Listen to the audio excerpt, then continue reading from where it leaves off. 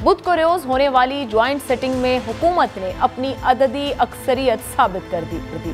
हफ्ता पहले हुकूमत जिस गैर यकीनी का शिकार नजर आ रही थी और इत्तेहादी जमातें जैसे खुलकर अपने तहफ्फुजात का इजहार कर रही थी, वो सब का सब चश्मे ज़दन में सेटल हो गया और हुकूमत ने अपने दो अहम तरीन मुतनाज़े बिल्स अगले इंतखाबात में इलेक्ट्रॉनिक वोटिंग मशीन का इस्तेमाल और तारकीन वतन के लिए वोट का हक समेत करीबन 36 कवानीन मंजूर करवा लिए।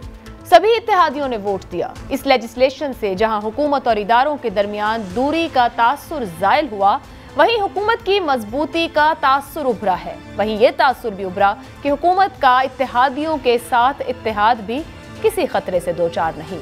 अब सवाल पैदा होता है कि कानून साजी हो गई है, लेकिन क्या तैयारी भी हो जाएगी कि अगला इलेक्शन इलेक्ट्रॉनिक वोटिंग मशीनों के जरिए ही हो सके? अंग्रेजी में कहते हैं कि there are 1000 slips between cup and lips. अब देखिए हालात क्या करवट लेते हैं।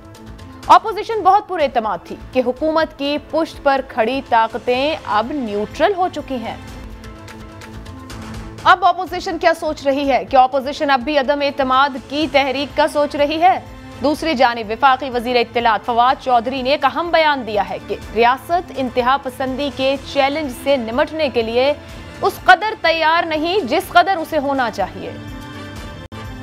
हमें अमेरिका से कोई खतरा नहीं, हमें यूरोप से कोई खतरा नहीं है। हमें अगर सबसे बड़ा खतरा है तो वो अपने आप से है। पाकिस्तान एक बहुत ही बड़े खतरे से आज दो चार है। अभी हमने TLP के केस में भी हमने देखा है कि किस तरह से रियासत को पीछे हटना पड़ा। हमारे यहाँ एक्सट्रीमिज्म की बड़ी वजह मदारस हरगिज नहीं, हमारे यहाँ एक्सट्रीमिज्म की सबसे बड़ी वजह हमारे स्कूल हैं और हमारे कॉलेजेस। आखिर इस बयान के क्या मायने हैं? इस बयान की टाइमिंग भी अहम है। जब हुकूमत एक मुतहारिब गिरोह से मुज़ाकरात कर रही है और हाल ही में एक मजहबी तंजीम से मुआहिदा भी कर चुकी है, जिसको माजी में हुकूमत ने अज खुद इंतहा पसंद कहकर बैन करने की कार्रवाई का आगाज किया था। तीसरी तरफ साबिक चीफ जज गिलगित बल्तिस्तान राना शमीम का एक बयान हल्फी भी खबरों में है, जिस पर आइंदा अदालती कार्रवाई अगले हफ्ते होना है। लेकिन इस बयान के बाद के हालात ने बहुत से सवालात को जन्म दिया है। इन्हीं मामलात पर आज के प्रोग्राम में गुफ्तगू करेंगे। जो मेहमान मुझे ज्वाइन कर रहे हैं, हुकूमत की जानिब से अमजद अली खान न्याजी साहब हमारे साथ हैं, पाकिस्तान पीपल्स पार्टी से सेनेटर रुखसाना जुबैरी साहिबा हैं, पाकिस्तान मुस्लिम लीग नून से रुमीना खुर्शीद आलम साहिबा प्रोग्राम का हिस्सा हैं। आप तीनों मेहमानों का बहुत बहुत शुक्रिया।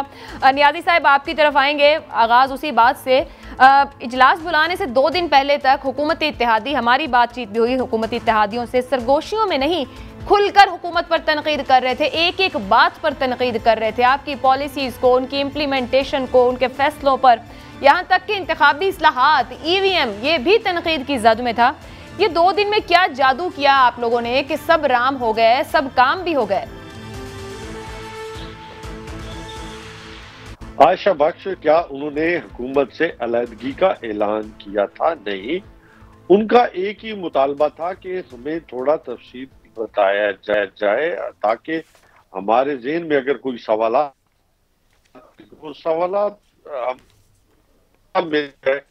तो इस गवर्नमेंट ने बैठ के जितने भी हमारे जो फ्रेमवर्क में काम करने वाले लोग थे, मिनिस्टर्स थे, उन्होंने उनको बिठाया। साइंस एंड टेक्नोलॉजी मिनिस्टर ने उनको ब्रीफिंग दी कि ये मशीन किस तरह काम करेगी और ये सिस्टम कैसे होगा। तो उसके बाद उनके तहफ़्फ़ुज़ात दूर हो गए थे। तो उसमें कौन सी भाव वाली बात है जिसके ऊपर इतना शोर होगा है? क्या जितने भी वोट पाकिस्तान तहरीक इंसाफ और जो के ज्वाइंट सिटिंग में आए हैं, तो कोई ऊपर से तो आए नहीं है। अपोजिशन का भी कोई बंदा नहीं तोड़ा गया। अपोजिशन का मौक़िफ़ ये था खुदा न खास्ता कि ये वो कोई मुखालफत इसकी नहीं बिलों की कर, वो तो गवर्नमेंट गिराने आए थे। किसी ने कहा कि हम गवर्नमेंट के साथ नहीं है। न्याजी साहब, वैसे किसी घर में कोई मसला हो जाए, न्याजी साहब किसी घर में मसला हो जाए तो उस घर का बाप परेशान हो जाता है। अगर औलाद बाहर जाके ऐसी बातें करे अपने वालिद को लेकर और उनके फैसले को लेकर, तो कहते हैं जी औलाद ना खल्फ निकली या फिर बाप की बात नहीं सुनती। इसका मतलब है कि हुकूमत के साथ जो औलादें जुड़ी हैं काफी ताबेदार हैं और आप लोग मुतमईन थे कि खड़े रहेंगे यहीं पर। नहीं, हमारे कुलीग हैं, हमारे भाई हैं, हमारा उनके साथ अलायंस है और अलायंस में वो हमारे साथ चल रहे हैं। तो इसमें कौन से, इससे पहले भी क्या गवर्नमेंट अलायंस में नहीं चलती रही? इससे पहले गवर्नमेंट इसके साथ जो इत्तेहादी जो बैठे रहे इवन आप देखें कि पीपल्स इत्तेहादी पार्टी लेन देन पर चलते हैं, आप लोग खुद कहते रहे कि हमें बड़ी इत्तेहादियों को साथ लेकर चलने में दिक्कत रहती है। अब की बार भी कोई लेन देन हुआ फिर इत्तेहादियों के साथ? उतार चढ़ाव। आयशा बाक्स मेरी बात सुने ना, हमेशा इत्तेहाद के अंदर ऊंच नीच रहती है, ये नेचुरल बात है। ठीक है, हमारे सोचने का अंदाज मुख्तलिफ हो सकता है, उनका मुख्तलिफ, लेकिन एम तो एक ही था। एम कोई उससे मकसद से तो हम पीछे नहीं हटे। ठीक है, मकसद को साथ लेके चल रहे थे। इत्तेहादी हुकूमत के मकसद के साथ खड़े थे। आज अगर इत्तेहादी अगर मुतमईन है, इत्तेहादी हमारे साथ खड़े हैं, तो आप क्यों परेशान हैं लोग? सर मैं परेशान नहीं, मेरे प्रोग्राम में गुज़िश्ता हफ्ते कामिल अली आगा साहब मौजूद थे, उन्होंने बहुत सख्त तनकीद का निशाना बनाया था हुकूमती पॉलिसीज को, हुकूमत के तरीक़ाकार को मशवरा नहीं किया जाता। उन्होंने तो यहाँ तक कहा कि हम ऑन बोर्ड ही नहीं है किसी भी बिल को लेकर, हमसे तो कुछ शेयर ही नहीं किया गया। मैं तो तब आपसे सवाल कह रही थी ना। चले आप खुश हैं, आपका काम हो गया, इससे बड़ी बात क्या हो सकती है? हुकूमत कामयाब हुई। रुमीना खुर्शीद आलम साहिबा वो कह रहे हैं सोचने का अंदाज मुख्तलिफ हो सकता है। जबरदस्त। रुमीना साहिबा, शाहिद खाकान अब्बासी साहब ये कह रहे थे कि इसलिए परेशान है कि अब इदारे न्यूट्रल हो चुके हैं। जो फोन पहले ऑपोजिशन को आते थे वो हुकूमती अरकान को आ रहे थे कि जी आप पहुंचे और मौजूद होना जरूरी है, और फिर इस कानून साजी के लिए माहौल भी मैनेज हो गया। आप लोगों का सोचने का अंदाज बदला है या उसी अंदाज से सोच रहे हैं जो अब्बासी साहब कह रहे थे? सबसे पहले तो बहुत शुक्रिया आयशा साहिबा अपने प्रोग्राम में मदु करने के लिए और अपनी पार्टी का मौक़िफ़ देने के लिए।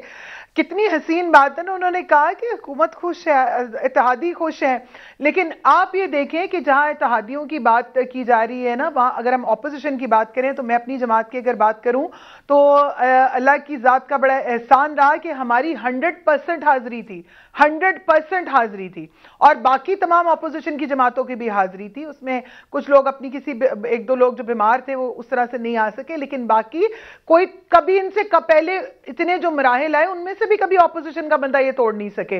और रही बात कि इनको अपने इत्तेहादियों की बात करते हैं, वो बिल्कुल शाहिद खाकान अब्बासी साहब ने जो कहा है मैं उस बात की तायद करती हूं और मैं उस बात को बिल्कुल एंडोर्स करूंगी, क्योंकि हम सबको पता है कि आप ये देखिए वो लोग जो कोरम का हिस्सा नहीं बनते थे, वो लोग जो अपने ही हुकूमत के ऊपर सवाल भी उठाते हैं, क्वेश्चन आंसर्स में भी उठाते हैं, जिनके अक्सर जवाब भी नहीं आते, हमारे भी नहीं आते, उनके भी नहीं आते, लेकिन बारकैफ हुकूमत किस तरह से जो है वो चला रही थी, पार्लियामेंट पिछले दिनों में चलता रहा, हम सबको पता है। वो किसके कहने पे आए और क्यों आए ये भी सबको पता है।